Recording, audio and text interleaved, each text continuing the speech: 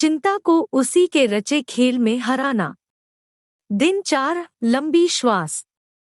हमारे मानवीय शरीर में एक स्वतंत्र स्नायविक पद्धति होती है, जिसके सहानुभूति और सहानुकंपी नामक 2 सहायक स्नायविक तंत्र होते हैं। पहला तंत्र हमारी चिंता से जुड़ी प्रतिक्रिया को नियंत्रित करता है, जो लड़ाई, उड़ान और त्रास तंत्र संरचना है। इन प्रतिक्रियाओं के कारण हृदय की धड़कनें तेज हो जाती हैं, उच्च रक्तचाप और कोर्टिसोल हार्मोन का स्राव बवच बढ़ जाता है।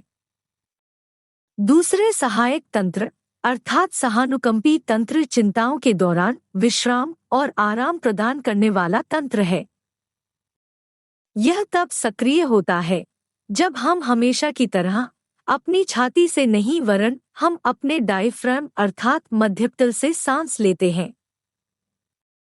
इसके लिए हमें ध्यान से लंबी लंबी सांसें अंदर और बाहर लेनी और छोड़नी पड़ती है, जिससे कि एक एक संकेत हमारे दिमाग के एमिगडाला अर्थात एक भाग तक भेजा जाता है कि वह शांत हो जाए, क्योंकि अब कोई खतरा नहीं है। हम इस विज्ञान के छोटे से पाठ पर क्यों चर्चा कर रहे हैं? यह प्रमाणित हो चुका है कि लंबी सांस लेने और चिंता के प्रति प्रतिक्रिया में कमी के बीच में एक रिश्ता है। आप कुछ विशेष चिन्हों के प्रकट होने पर जान सकते हैं कि आपको घबराहट या चिंता हो रही है। आपके परामर्शदाता आपके शरीर को शांत करने के लिए आपको अपनी सांसों पर ध्यान केंद्रित करने के लिए कहेंगे। इस संसार में पाया जाने वाला हर एक जन एकमात्र सर्वश्रेष्ठ सृष्टिकर्ता के द्वारा बनाया गया है, जो कभी कोई गलती नहीं करता है। जब उसने हमें बनाया था, तब उसने हमारे नथनों में अपनी जीवन की श्वास को फूंका और वही श्वास हमें हमारी मृत्यु तक संभाल कर रखती है और फिर हमारी श्वास हमारी देह को छोड़ देती है।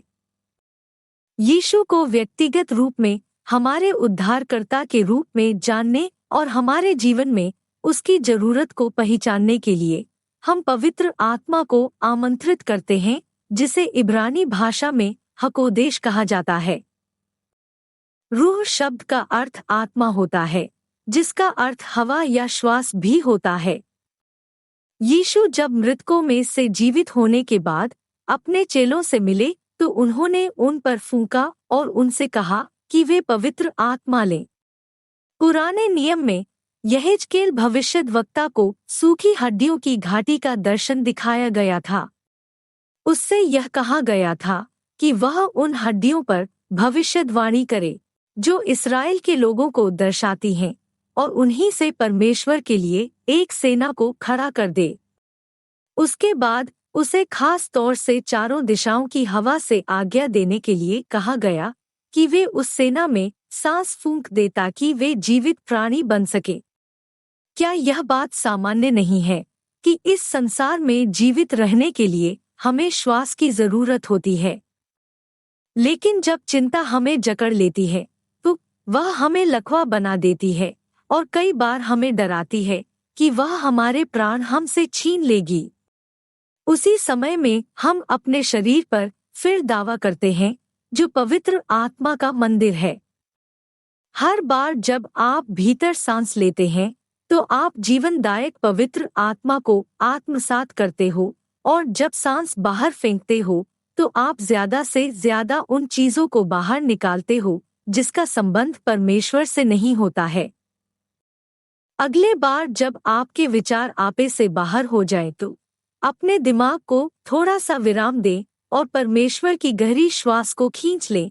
NSG संस्करण में भजन 42। और फिर श्वास को बाहर फेंकते हुए परमेश्वर के प्रेम को धीरे धीरे आपको धोने और परमेश्वर की शांति से आपके प्राण को भरने के लिए अनुमति प्रदान करें। प्रार्थना है।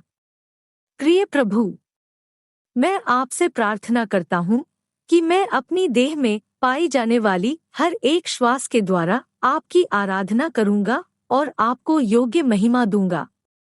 प्रभु, आप मेरी सहायता करें कि मैं आपको बिल्कुल अलग स्तर पर अनुभव कर सकूं और मैं उन सभी आशीषों की परिपूर्णता का अनुभव कर सकूं जिसकी प्रतिज्ञा मुझसे यीशु में की गई है। हे प्रभु, मैं चिंता से पूरी तरह छुटकारा और चंगाई प्राप्त कर सकूं।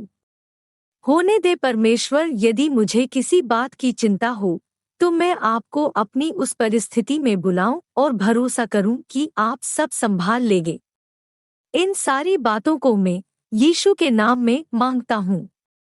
आमीन।